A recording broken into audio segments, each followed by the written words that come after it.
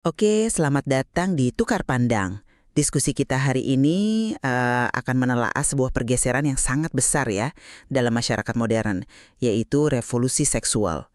Gerakan ini kan sering sekali identik dengan feminisme dan dipandang sebagai tonggak pembebasan. Tapi pertanyaannya, apakah pembebasan itu datang tanpa harga? Nah, pertanyaan sentral kita hari ini adalah, apakah revolusi seksual itu benar-benar memberdayakan perempuan dan memperbaiki masyarakat, atau jangan-jangan ia justru membuka kotak Pandora yang isinya masalah-masalah baru yang rumit bagi kita semua? Saya akan berargumen bahwa revolusi ini adalah sebuah kemenangan yang esensial bagi otonomi dan kebebasan individu. Sementara kalau saya justru melihatnya dari sisi sebaliknya. Menurut saya, revolusi ini terlepas dari niat baiknya ya, punya kekurangan yang sangat mendasar. Dan dampak negatifnya itu kini sangat terasa pada tatanan sosial dan kesehatan mental kita semua. Gini, dari sudut pandang saya, apa yang diberikan oleh revolusi seksual itu pada dasarnya adalah tiga pilar yang sebelumnya tidak pernah dimiliki perempuan secara luas, yaitu otonomi atas arah hidup mereka, agensi untuk membuat pilihan-pilihan penting, dan kebebasan emosional dari norma-norma yang menekan. Dulu kan sebelum era ini pilihan perempuan itu sangat terbatas, seolah-olah hanya ada satu jalur yang sudah ditentukan ya sudah ditentukan. Jadi kebebasan untuk memilih karir, untuk tidak menikah, atau bahkan untuk mengeksplorasi seksualitas sendiri itu adalah sebuah pencapaian yang monumental. Kalau sekarang kita menyalahkan feminisme atas masalah sosial modern, rasanya itu salah alamat. Masalah seperti tekanan ekonomi atau perasaan terasing itu lebih merupakan kegagalan sistem yang lebih besar, kapitalisme misalnya, yang tidak mampu beradaptasi dengan dunia yang lebih setara. Jadi bukan kesalahan dari cita-cita pemberdayaan itu sendiri. Saya melihatnya dari sudut yang agak berbeda. Niatnya mungkin baik, saya setuju soal itu. Tapi eksekusinya, menurut saya, salah arah.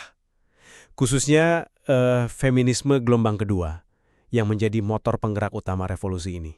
Boleh mungkin dijelaskan sedikit untuk pendengar kita, apa yang membedakan feminisme gelombang kedua yang Anda sebutkan tadi? Tentu, sederhananya begini, jika gelombang pertama itu fokus pada hak-hak dasar seperti hak pilih, ya. Nah, gelombang kedua yang muncul di tahun 60-an dan 70-an itu lebih fokus pada isu kesetaraan di tempat kerja, seksualitas, dan keluarga.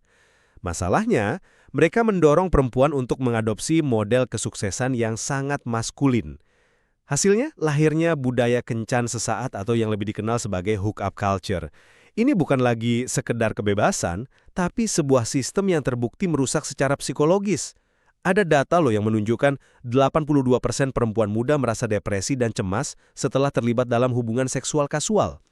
Jadi, ilusi bahwa seks bisa bebas dari konsekuensi emosional itu ya keliru.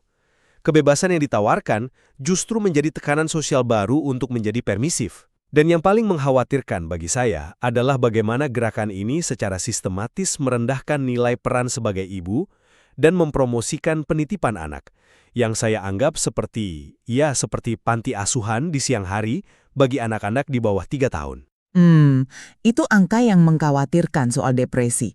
Tapi apakah data itu sudah memisahkan antara korelasi dan sebab akibat? Maksud saya, mungkinkah ada faktor lain, seperti kondisi kesehatan mental yang sudah ada sebelumnya, yang berperan di sini? Sebab kalau kita bicara soal struktur hubungan di masa lalu, glorifikasi terhadap monogami itu seringkali mengabaikan sisi gelapnya. Di Inggris misalnya, ada data yang menunjukkan polisi menerima laporan kekerasan dalam rumah tangga setiap 30 detik.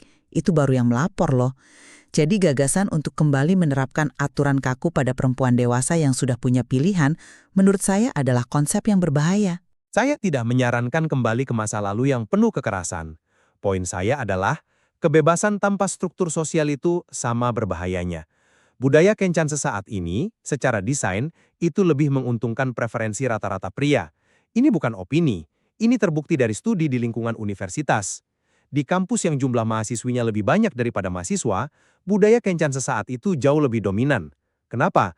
Karena pria menjadi sumber daya langka dan bisa menentukan aturan mainnya. Ini bukan lagi soal kebebasan memilih bagi perempuan, tapi soal keterpaksaan untuk beradaptasi dengan sistem yang tidak menguntungkan mereka. Hanya agar bisa ikut serta. Mereka tidak menciptakan sistemnya, Mereka hanya mencoba bertahan di dalamnya. Ya, dengan mahasiswi baru usia 18 tahun yang mungkin masih bingung.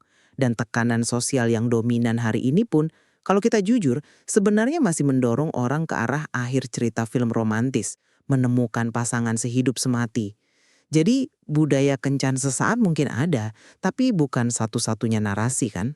Mungkin bukan satu-satunya. Tapi narasi itu sangat dominan di kalangan anak muda, dan dampaknya nyata. Dan ini membawa kita ke poin yang lebih besar. Ilusi pilihan ini meluas ke ranah keluarga. Anda bilang perempuan punya pilihan, tapi mari kita lihat, pilihan apa yang sebenarnya tersedia bagi mereka, terutama para ibu. Nah, ini poin yang penting. Anda tadi menyalahkan feminisme atas maraknya penitipan anak. Tapi bukankah tekanan ekonomi yang sama yang membuat perempuan tidak punya pilihan selain bekerja juga merupakan akar dari masalah yang Anda sebutkan terkait anak-anak? Ini bukan soal pilihan ideologis, ini soal bertahan hidup. Coba lihat kisah perawat di banyak negara maju yang harus bergantung pada bank makanan untuk menghidupi keluarga mereka. Kegagalannya ada di pemerintah dan korporasi yang tidak menyediakan cuti melahirkan yang layak atau dukungan finansial yang memadai agar orang tua bisa memilih untuk tinggal di rumah pada tahun-tahun awal kehidupan anak. Saya setuju sekali bahwa dukungan pemerintah itu sangat kurang, tapi masalahnya, kebijakan yang ada justru memperburuk keadaan, bukan memperbaikinya. Dan ini menurut saya dilakukan dengan sengaja. Di Inggris misalnya, sistem pajaknya secara aktif menghukum keluarga dengan satu pencari nafkah. Bayangkan, ada dua keluarga dengan total pendapatan yang sama, katakanlah 60.000 pound. Keluarga pertama, di mana suami dan istri masing-masing berpenghasilan 30.000, akan membayar pajak jauh lebih rendah daripada keluarga kedua, di mana hanya satu orang yang berpenghasilan 60.000 dan pasangannya di rumah mengurus anak. Ini kan insentif negatif yang jelas. Jadi Anda mengatakan ini bukan sebuah kelalaian, tapi memang sebuah desain? Tepat. Lebih dari itu, pemerintah hanya memberikan subsidi untuk penitipan anak formal yang terdaftar, bukan untuk pengasuhan oleh nenek, bibi, atau pengasuh yang dipercaya keluarga. Ini adalah strategi yang disengaja untuk mendorong perempuan kembali ke angkatan kerja secepat mungkin demi meningkatkan PDB. Ini bukan tentang pemberdayaan, ini tentang eksploitasi ekonomi yang dibungkus dengan bahasa feminis. Dan korbannya adalah anak-anak. 3 tahun pertama kehidupan itu masa kritis pembentukan otak dan regulasi emosi. Ini terbentuk melalui ikatan intensif dengan figur lekat utama, primary attachment figure, yang secara historis dan biologis, ya umumnya adalah ibu. Feminisme gelombang kedua secara aktif merendahkan peran ini.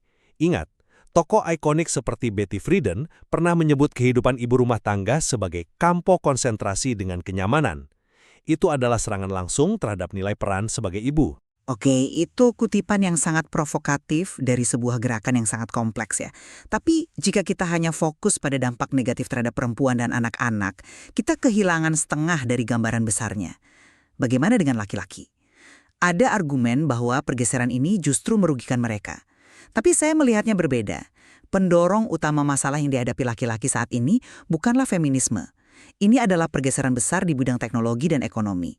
Di dunia modern, kekuatan fisik yang secara tradisional menjadi nilai utama laki-laki menjadi kurang bernilai secara ekonomi. Ini menyebabkan perasaan terdevaluasi secara massal. Laporan The Lost Boys tahun 2025 mendukung hal ini. Laporan itu menyoroti bagaimana anak laki-laki tertinggal di sekolah, mengalami krisis kesehatan mental, dan sekarang, untuk pertama kalinya, laki-laki muda di kelompok usia 16-24 tahun berpenghasilan lebih rendah daripada perempuan muda. Ini bukan karena perempuan maju lalu menindas laki-laki, tapi karena struktur ekonomi telah meninggalkan model maskulinitas tradisional. Saya rasa Anda terlalu meremehkan dampak psikologis dan kulturalnya. Anda tidak bisa memisahkan ekonomi dari budaya. Keseimbangan gender ini telah bergeser, terlalu jauh. Sekarang perempuan mendominasi pendidikan tinggi, hampir 60% dari total mahasiswa di banyak negara barat. Ini menciptakan situasi di mana banyak laki-laki muda merasa tertinggal, tidak punya tujuan, bahkan takut. Fenomena menosphere yang meledak beberapa tahun terakhir adalah gejala langsung dari ini. Mungkin bisa Anda jelaskan sedikit apa itu menosphere? Istilah ini mungkin asing bagi sebagian pendengar. Tentu. Menosphere itu istilah pyayon untuk berbagai komunitas online. Blog, forum, kanal YouTube, tempat para pria berkumpul untuk membahas isu-isu maskulinitas. Seringkali, sudut pandang mereka sangat kritis, bahkan marah terhadap feminisme dan masyarakat modern. Ini adalah reaksi langsung terhadap pendulum yang mereka rasa telah berayun terlalu ekstrim. Ketika narasi budaya dominan terus-menerus melabeli maskulinitas sebagai sesuatu yang toksik, wajar jika muncul reaksi balik yang sama ekstrimnya. Mereka merasa tidak punya tempat lagi di dunia ini. Anda tidak bisa mengabaikan bahwa pergeseran sosial ini membuat jutaan pria merasa kehilangan arah. Ini bukan sekedar masalah ekonomi. Saya paham ada reaksi balik. Tapi apakah solusi atas perasaan kehilangan arah itu adalah dengan membatasi kemajuan perempuan? Bagi saya, kebebasan, otonomi, dan agensi yang telah dimenangkan melalui revolusi seksual adalah hal yang tidak bisa ditawar lagi. Solusinya bukan memutar kembali waktu ke era di mana perempuan terjebak dalam peran terbatas. Solusinya adalah menuntut dukungan sosial dan ekonomi yang lebih besar dari masyarakat dan pemerintah, sehingga setiap individu, laki-laki dan perempuan, bisa menemukan pijakannya dalam realitas baru ini. Perempuan harus bersatu untuk mempertahankan hak-hak ini, bukan malah saling menyalahkan atau merasa bersalah atas kemajuan yang telah diraih. Saya tidak menyarankan memutar kembali waktu. Tapi kita harus jujur dan berani mengakui bahwa dampak negatif dari revolusi ini nyata dan harus segera diatasi, terutama dampaknya pada kesehatan mental generasi muda, stabilitas keluarga, dan kesejahteraan anak-anak. Kita butuh pendekatan baru. Mungkin sebuah feminisme maternal yang mengakui dan menghargai peran krusial sebagai ibu.